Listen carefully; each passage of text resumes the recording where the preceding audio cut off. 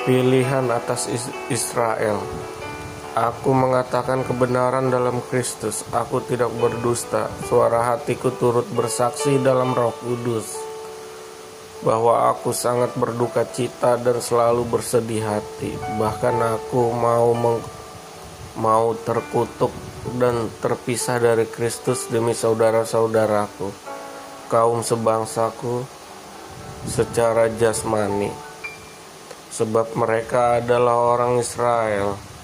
Mereka telah diangkat menjadi anak, dan mereka telah menerima kemuliaan dan perjanjian-perjanjian dan hukum Taurat dan ibadah dan janji-janji. Mereka adalah keturunan bapa-bapa leluhur yang menurunkan Mesias dalam keadaannya sebagai manusia yang ada di atas segala sesuatu. Ia adalah Allah yang harus dipuji sampai selama-lamanya. Amin. Akan tetapi firman Allah tidak mungkin gagal, sebab tidak semua orang yang berasal dari Israel adalah orang Israel, dan juga tidak semua yang terhitung keturunan Abraham adalah anak Abraham. Tetapi yang berasal dari Ishak yang akan disebut keturunanmu. Artinya, bukan anak-anak menurut daging adalah anak-anak Allah, tetapi anak-anak perjanjian yang disebut keturunan yang besar, yang benar. Sebab firman ini mengandung janji, pada waktu seperti inilah aku akan datang dan Sarah akan mempunyai seorang anak laki-laki. Tetapi bukan hanya itu saja. Lebih terang lagi ialah Ribka yang mengandung dari satu orang, yaitu Ishak, bapa leluhur kita.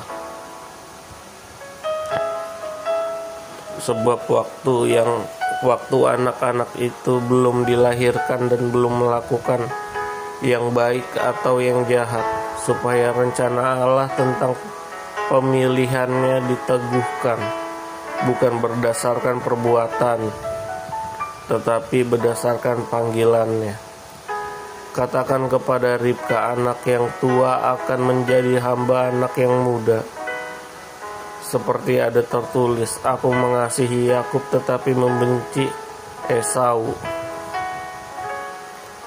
Jika demikian, apakah yang hendak kita katakan? Apakah Allah tidak adil? Mustahil. Sebab ia berfirman kepada Musa, aku akan menaruh belas kasihan kepada siapa aku mau menaruh belas kasihan, dan aku akan bermurah hati kepada siapa aku mau bermurah hati. Jadi hal itu tidak tergantung pada kehendak orang atau usaha orang, tetapi kepada kemurahan hati Allah. Sebab kitab suci berkata kepada Firaun, itulah sebabnya aku membangkitkan engkau, yaitu supaya aku memperlihatkan kuasaku di dalam engkau, dan supaya namaku dimasyhurkan di seluruh bumi.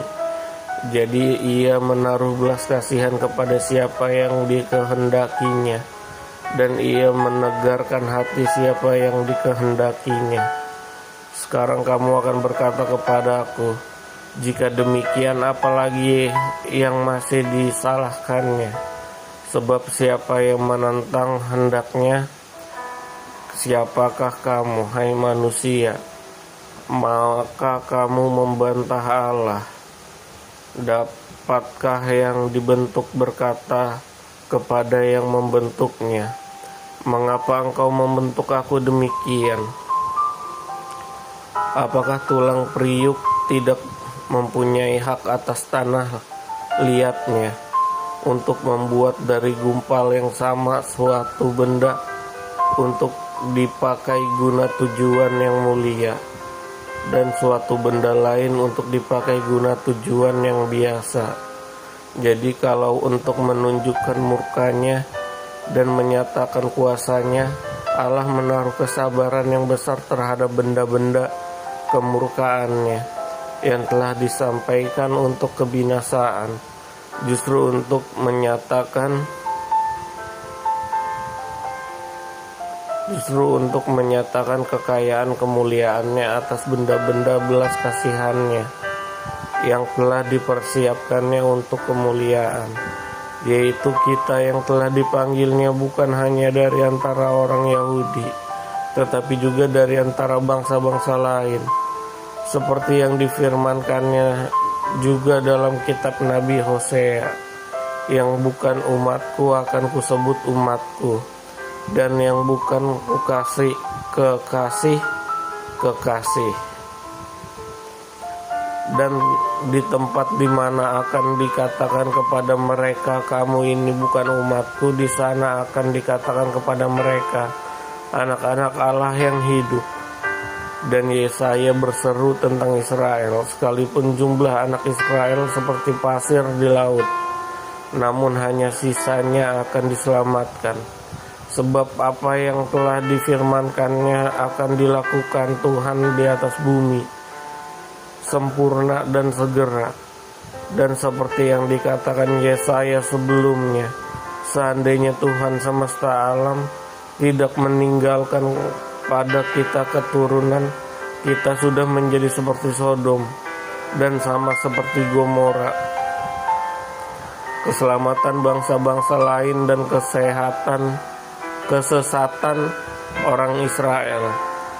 Jika demikian, apakah yang hendak kita katakan ini, bahwa bangsa-bangsa lain yang tidak mengejar kebenaran telah beroleh kebenaran, yaitu kebenaran karena iman, tetapi bahwa Israel sungguh pun mengejar hukum yang akan mendatangkan kebenaran, tidak sampai kepada hukum itu.